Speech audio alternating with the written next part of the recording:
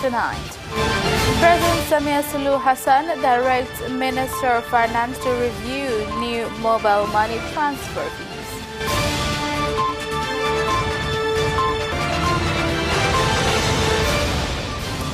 Witnesses continue to testify in the case against former High District Commissioner.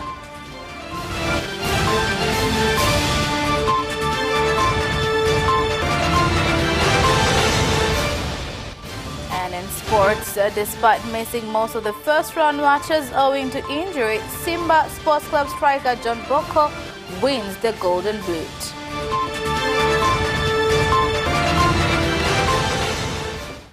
Good evening, this is Capital News at 9:30. My name is Khadija Zimbwe. First, the national news. President Samia Suluhu Hassan has heard Tanzanians' concerns on the new mobile money transfer fees and has directed the Minister for Finance and Planning to review regulations on the new charges. The statement was made by the Minister of Finance and Planning, Dr. Mwigulu Nchemba, when addressing a press conference in Dar es Salaam, while accompanied by the Minister of Information and Communication Technology, ICT, Dr. Faustin Dungolile. Wananchi wetu kwamba serikali imesikia concern. I call on Tanzanians that the government has listened to their concerns, where currently we are working on them, and the Honorable Prime Minister will be holding a meeting tomorrow so that they will come up with resolutions on this matter. However, also Her Excellent President has given directives that amendments should be made as a way of giving answers to concerns raised by citizens. Na mimi niseme tu kwamba wizara yangu itakupa ushirikiano Mheshimiwa Waziri. My ministry will cooperate with Honorable Minister to ensure that we fulfill directives given. I urge Tanzanians to remain calm as the government is working on this matter. Maelekezo yote ambayo yametolewa na viongozi wetu.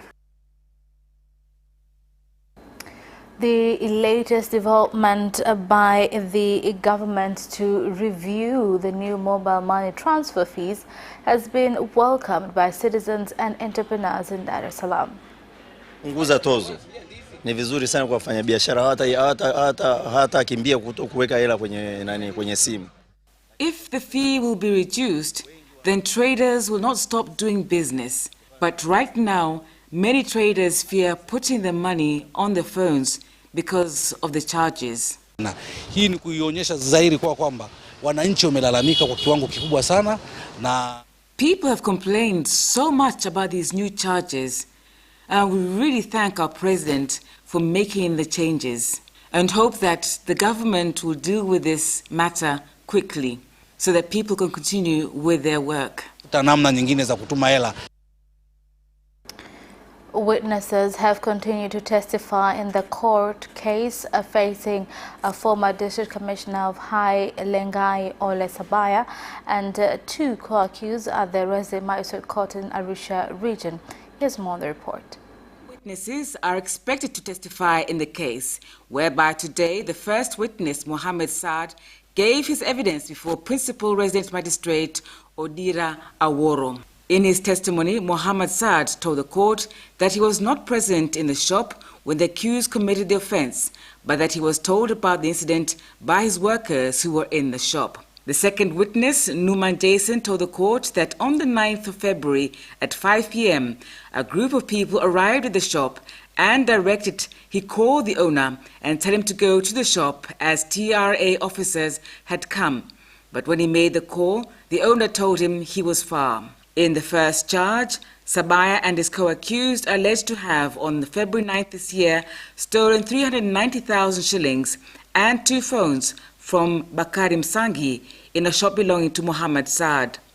In the second charge, they are alleged to have stolen 2.79 million shillings from the shop, and in the third charge, they are alleged to have stolen 350,000 shillings and a technophone. Opposition Chadema Party has among priority issues that need to be addressed by the government include the mobile money transfer fee crisis as well as the third coronavirus wave. The national chairman of the party, Freeman Mbowe, made the statement after the police force in Mwanza released 38 members, including Bishop Amos Mwamakula of the Moravian Church, veteran scholar Dr. Azoveri Lwaitama, who were arrested on Saturday while preparing to attend a symposium on a new constitution. Kabla ya kuweza kufanya jambo lolote kubwa kama kupandisha kodi muhimu kama hizi, jambo la kwanza ni kufanya utafiti. It is important to do research before imposing such kind of tariffs. It is not possible that a member of parliament from Ilala stands in parliament and suggests a certain tariff, and then within 60 days the suggestion becomes a law. It is obvious that there was no research done on impacts of the new tax. Kwenye miamala ya simu. The government has said it will cooperate with Burundi in looking into ways that will help to address the coronavirus pandemic. This was said by the Minister of Foreign Affairs and East Africa Cooperation, Ambassador Liberata Mulamula, when addressing the press on the recent tour of President Samia Suluhu Hassan in Burundi. Sisi tumesema kwamba wanasisi wameona tulivyo. On our side, we have managed to combat spread of the virus. Despite the third wave of the virus, neither airspaces nor borders are closed. This means that there are no movement restrictions. Moja, mimi nimpongeze Mheshimiwa Rais Mama Samia Suluhu Hassan. I would like to congratulate Her Excellent President Mama Samia Suluhu Hassan for informing the public about the third phase of the virus, where there are quite a number of patients in different parts of the country. This move of finding out why Burundi is not highly affected in this third wave is quite an outstanding move. Aende kuuliza wenzetu wanafanya nini kuweza kuidhibiti corona kwao. More than 2,000 small traders from a segment of Kariakoo market, which was destroyed by fire, have been shifted to other markets in Dar es Salaam so that they can continue with business activities while renovation works continue at Kariakoo market. This was revealed by Dar es Salaam Region Commissioner Amos Makala. 298 na maeneo mengine Machinga complex wa Machinga yenyewe. Kwa hiyo in Kisutu market, there are 298 traders. So far, we have already seen how the building was affected. We're waiting for the committee to come up with a report and recommendations. Meanwhile, every trader who was operating in this building has been recorded so that when renovations are over, it will be easy to bring them back. Nzuri ili soko litakapokarabatiwa na kurudi katika hali yake. Residents from Kilimanjaro Ward, Turiani Division, Mvomero District, Morogoro Region have urged the government to look into how they can prevent floods from River Mbulumi, which has been causing disasters during rain seasons. They voiced their concerns when the Minister from the Vice President's Office for Union and Environment, Sleman Jaffel, toured the area. It's important to give them land in Dakawa so that they could start constructing their shelters, although it is not our intention to relocate to Riani residents.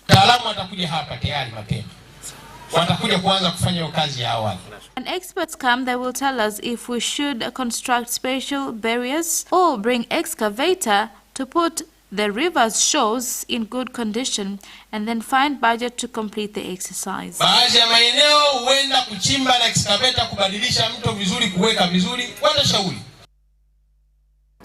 Capital Radio has received a content service license from Tanzania Communication Regulatory Authority after meeting broadcasting requirements.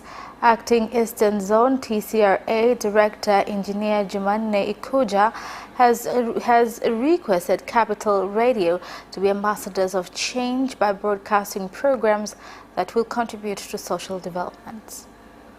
Leseni ambazo zinasimamia maudhui kwa ajili ya utangazaji katika radio na ni miaka 5. Here are certificates and license that gives directives. In all these years, we have worked well with your ways of reporting. By giving you this license to continue providing services, it means that we believe in your work. Ina maana kubwa kwetu na tunawaahidi wasikilizaji wetu wa Capital Radio kwamba kile ambacho wanakipata kilicho bora kwa sasa. This means a lot to us. We promise our listeners that we shall continue giving them good quality services. Huoni sababu ya kusema kwamba sasa hichi kinachoongelewa kitanifanya nizime redio nisisikilize, ama sasa niko na baba pembeni, niko na mzazi, niko na watoto, labda kitakachoongelewa nizime, si kizuri? Hiyo kwetu hakuna. The Minister of Home Affairs, George Simba Chawene, has warned the Director General of the National ID Authority, NIDA, Dr. Arnold Kihaule, to evaluate his ability to oversee the institution after failing to issue IDs timely. I have promised that in August, all 68 million people who were identified could have got their IDs. From January to June, only 1 million cards were processed.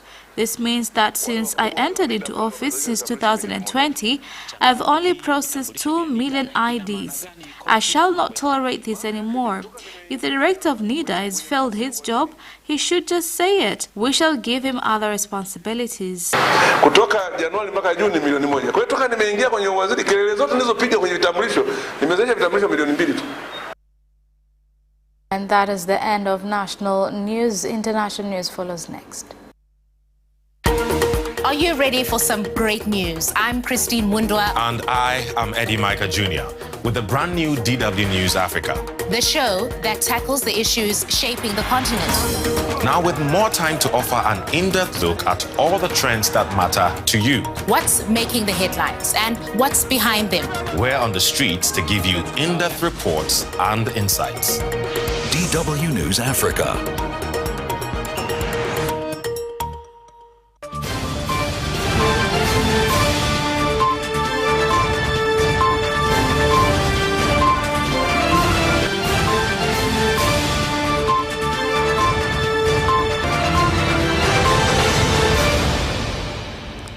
Welcome back, and in international news.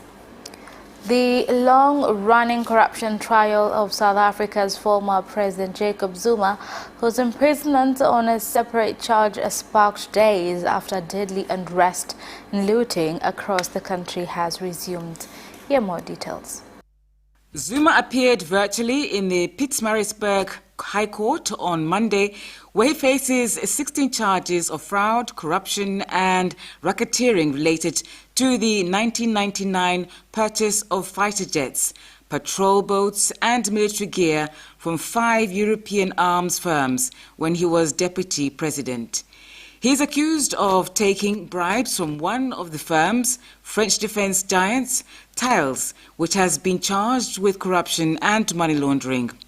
The trial began in May but has faced several postponements and delays as Zuma's legal team sought to have charges dropped. His imprisonment a week later sparked widespread violent protests, looting and arson in his home province of KwaZulu-Natal, as well as Gauteng province, that has left commercial areas ransacked and at least 200 people dead. Now, the leader of ODM party in Kenya, Raila Odinga, has urged Kenyans to learn from oil tanker fire accident on Saturday night, which caused the death of 15 people and 31 injured at Siaya area.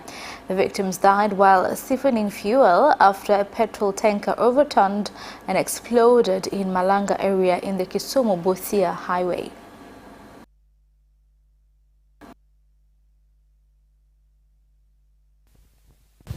My name is Dr. Leah Chadoyo. I'm the medical superintendent at the Siaya County Referral Hospital. We received a total of 26 patients in this hospital with varying degrees of injury. There are a few others scattered in various facilities in Inuka and in Yala with minor injuries. Here we are dealing with the more severe injuries. Unfortunately, so far as has been mentioned by Mheshimiwa, we lost 2 of these patients. Our team is working very hard to provide the best possible care. As per the government protocols, we have a very robust referral system which shall ensure that patients who need specialized care are quickly referred to the next levels. Horrible scenes in the hospital wards. More than the 20 or so patients who are here have more than 50% burns, some of them very deep burns. And I really wish to thank the press for bearing up with the medical staff here, because I think for the integrity of the patients, any live pictures of the status of these patients would have compromised their integrity. Believe, trust in God that we'll get majority of them out of the difficult moments. We have seen a lady who is pregnant in a very difficult moment. I hope that the hospital will be able to help in saving both the life of the mother and the life of the child. We are in discussion with the national government, the discussion, the district commissioner sub-county, Gemiala, and the government is going to give those families that have gone through the tragedy at least 50,000 each in the meantime. In another development, while a report in Kenya shows increase of kidnapping of children as well as young people above 18 years in Mombasa, a woman has turned up at a police station claiming that her photo has appeared on social media, alleging that she was behind the kidnapping of children. Now, moving on, Ethiopia has completed the filling of a massive controversial dam on the Blue Nile River for a second year, a move that is likely to anger Egypt and Sudan, who have long opposed the project. The Ethiopian government says the Grand Ethiopian Renaissance Dam, a $4 billion hydropower project, is crucial to its economic development and to provide power. Both countries have called for a binding legal arrangement before dam operations begin. But attempts at mediation have failed, raising concerns that tensions could rise following the most recent announcement.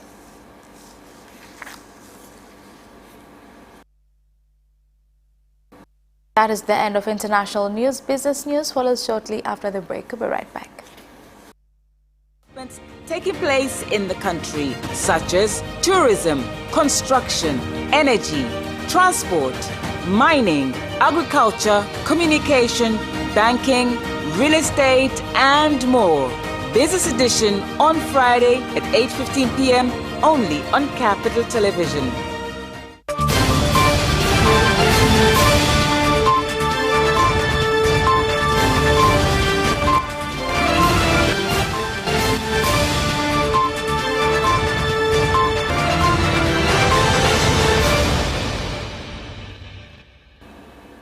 Welcome back, and in business news. NMB Bank has started a mobile financial service that will facilitate financial payments, particularly for civil servants such as teachers in peripheral areas. Ni huduma ya kidijitali ambayo inamfanya mteja huyu. These digital services allow our customers get access to banking services through their mobile phones without having to travel long distances to complete transactions.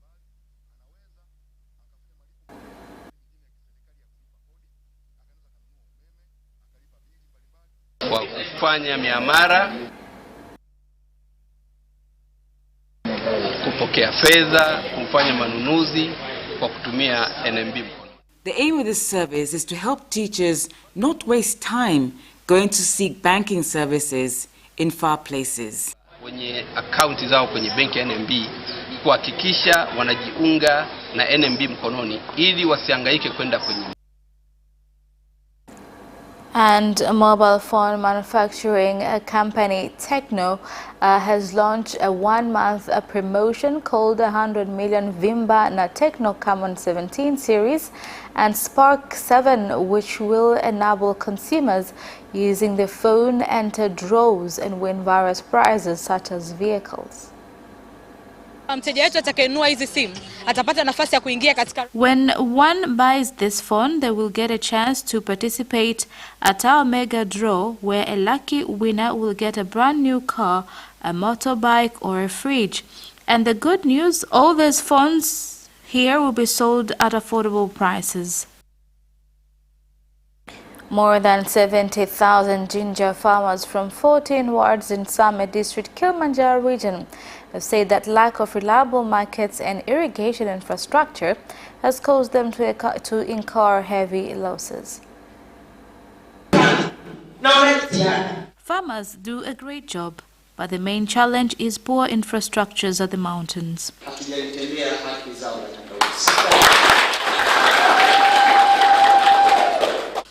Justice has not been served to ginger crop. We shall work on doing research to come up with good seeds and pesticides. Director, please set a place where research activities will be done.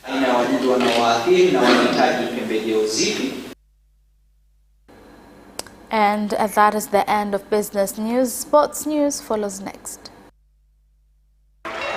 Away first time, good start from Bolt. Bolt leading a moment of going away. Gay trying to go with him, and he's been dragged through to second place, but he's going to win it by 2 meters. Away first time, good start from Bolt. Bolt leading a moment of going away. Gay trying to go with him, and he's been dragged through to second place, but he's going to win it by 2 meters.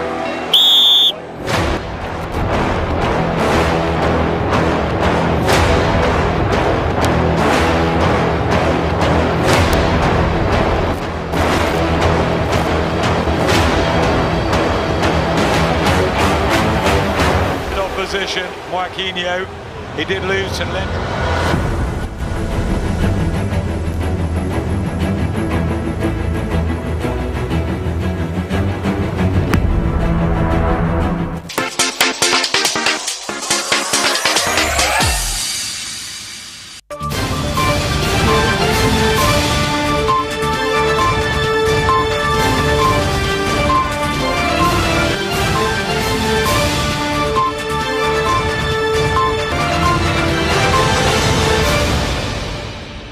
Welcome back, and in sports news. Despite missing most of the first round matches owing to injury, the towering Simba Sports Club striker John Boko emerged as the winner for the Golden Boot after his superb display in the second round saw him recover to score 2 goals per game. Here's more on the story. He finally ended compatriot Medi Kagera's dominance of winning 2 straight Golden Boot crowns after scoring on the final day from the penalty spot as Simba bet Namungo FC 4-0 at Benjamin Mkapa Stadium. DR Congo star Chris Mugalu arrived at Simba from Lusaka Dynamos of Zambia and went ahead to claim his starting role in the team squad, relegating 2-time top scorer Kagera to the bench. The 30-year-old striker was impressive for the reigning champions, and after winning the faith of coach Didier Gomez da Rosa, he responded by scoring crucial goals for the Msimbazi Giants, ending up with 15 in his debut season. Yanga Sports Club have turned to Kaizer Chiefs midfielder Anthony Akumu as a replacement for Haruna Niyonzima. Here more details. The Jangwani Giants have listed the Kenyan star as their best-suited player to replace the Rwandan, who ended his contract with the club on Thursday. Niyonzima was given a befitting send-off by Yanga during the team's top-flight mainland Premier League match against the Hefil at Benjamin Mkapa Stadium in Dar es Salaam, which the former won 2-0. A source within Yanga says they have settled for Akumu to replace Niyonzima, and they will open negotiations to sign him after his team's CAF Champions League final against Egyptian giants Al Ahly. Marcus Rashford is taking time to reflect on whether he requires surgery on his troublesome shoulder, with Ole Gunnar Solskjaer stating any decision taken has to be best for the forward and Manchester United. Rashford has been carrying the problem since last November and admitted during England's Euro 2020 finals campaign that he was not 100% fit. The 23-year-old is on holiday following the tournament, and while he had been expected to have an operation on his shoulder, the manager indicated a decision had not yet been made. Ole Gunnar Solskjaer, Manchester United coach, said they are looking at the best option. He went away just to reflect on it a little bit, and they have to take the best course of action for him and the club. The coach was speaking after United won 2-1 at Derby County in their opening pre-season friendly, with Tahith Chong and Facundo Pellistri scoring for the visitors before Colin Kazim Richards pulled one back. Juventus will hold further talks with Sassuolo in the next few days after the possible signing of Italy midfielder Manuel Locatelli, a player who is also coveted by Arsenal. Sassuolo are holding out for 40 million euros for the Euro 2020 winner, who scored twice in the 3-0 victory against Switzerland and played in 5 out of the 7 games as Italy went all the way to clinch the Euro 2020 title. Juventus have offered 30 million euros but as a loan for the 2021-22 season and obligation to buy next summer. Sassuolo have turned down the initial offer and told Juve that they are not interested in a loan plus obligation to buy transfer. They want an outright transfer this summer. The player wants to play Champions League football next season and therefore will prefer to join Juventus. Arsenal are prepared to pay the asking price of 40 million euros but are now waiting to see what happens between Juventus and Sassuolo before making a move. The German men's Olympic team left the pitch 5 minutes before the end of their warm-up game against Honduras on Saturday after defender Jordan Torunariga was allegedly racially abused. The game, played behind closed doors in Wakayama, was tied at 1-1 at the time of the incident, which the Honduras national team said was a misunderstanding. The game has ended 5 minutes early with the score at 1-1. The Germany players left the pitch after Jordan Torunariga was racially abused, the national team said on Twitter. The Germany captain, Maximilian Arnold, said the team discussed taking the matter further but decided against it. The match, which was due to comprise 3/3 of 30 minutes each, saw Honduras take a 21st-minute lead through Douglas Martinez before Felix Udokai equalized for Germany in 84th minute, just before the team left the pitch. And that sports item ends our news bulletin for tonight. My name is Khadija Zimbwe. Thank you for watching and good night.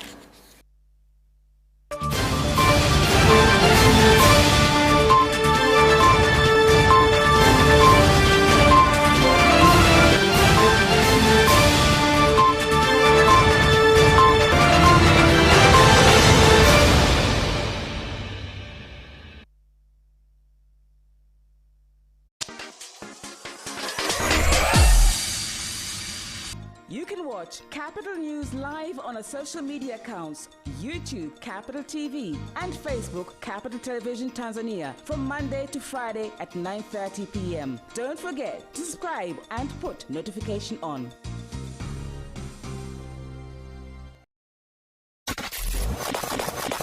Chemsha bongo, chemsha bongo, chemsha bongo! Ndio, ni chemsha bongo. Piga simu sasa nikuulize swali jepesi. Ukipata zako salamu kwa watu watatu. Ukichemka unakutana na yes, mkono wa kipusa. Na sasa kwenye chemsha bongo kuna zawadi kibao kama vile simu ya mkononi, gas cooker, blender, rice cooker na nyinginezo nyingi. Zote hizi zipo kwa ajili yako.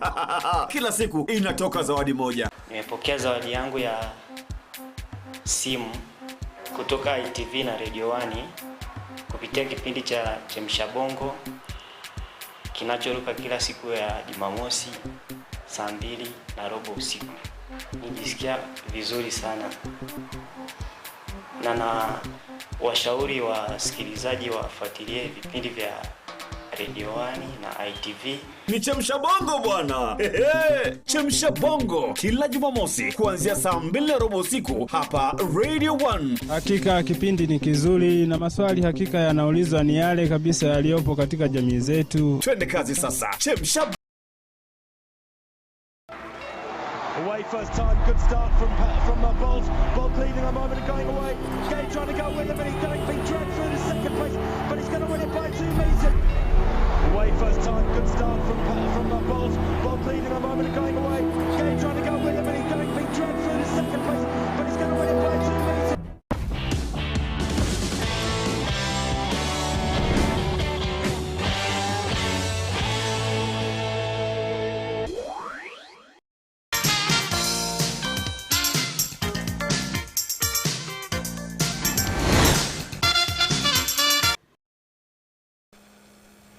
Mtazamaji wa ITV, Capital TV, msikilizaji kupitia Radio 1 na Capital Radio, lakini pia unatufuatilia kupitia mitandao mbalimbali ya kijamii. Karibu sana kwenye kipindi hiki cha Kipima Joto ambacho kinakujia mara moja kwa wiki, siku kama leo, siku ya Ijumaa, kuanzia saa 3 kamili mpaka pale inapotimia saa 5 kamili za usiku. Na katika kipindi hiki tunajadili mambo yanayohusu siasa, uchumi, afya, maendeleo ya jamii, sayansi na teknolojia yake, usalama wa raia na mali zao, hali kadhalika habari za michezo, ili mradi tu habari hiyo imeibuliwa katika taarifa zetu za habari. Tunapozungumza habari ya usalama wa raia na mali zao, utakumbuka katika taarifa zetu za habari hivi karibuni tumeripoti kuhusu matukio mbalimbali ya moto kuteketeza miundombinu ya umma ikiwemo shule na masoko, ambapo Julai 10 mwaka huu majira ya usiku kulikuwa na tukio la moto katika soko kuu la Kariakoo jijini Dar es Salaam, ambao umeteketeza mali nyingi za wafanyabiashara katika soko hilo. Najua kuna timu ya uchunguzi ambayo inaendelea na kazi yake, na sisi tunataka kuangalia mambo ya kujifunza kutokana na tukio hilo, mambo ya kujifunza kutokana na tukio hilo, kwa sababu matukio kama hayo yametokea katika maeneo mbalimbali. Na ndio maana tumekuja na mada inayosema janga la moto Kariakoo, nini fundisho kwa miundombinu na utayari katika kukabiliana na majanga ya aina hiyo nchini. Nairudia mada hiyo, janga la moto Kariakoo, nini fundisho kwa miundombinu na utayari katika kukabiliana na majanga ya aina hiyo nchini. Mimi ni Isaac Mpayo ninayekukaribisha tangu mwanzo mpaka mwisho wa kipindi hiki, na kuzungumza hili ninao wahusika hasa ambao wanaweza wakatupa picha halisi ya tukio hilo na pengine majanga kama haya nini kifanyike. Ninasema wahusika hasa kwa sababu tunaye Afande Bakari Mrisho, yeye ni kamishna msaidizi Jeshi la Zimamoto na Uokoaji, ambaye pia ni kamanda wa zimamoto mkoa wa Zimamoto Temeke. Ni mkoa wa Zimamoto Temeke. Kivipi wamejigawa katika mtindo huo ili waweze kufanya kazi zao vizuri? Afande Bakari Mrisho, karibu sana. Asante sana.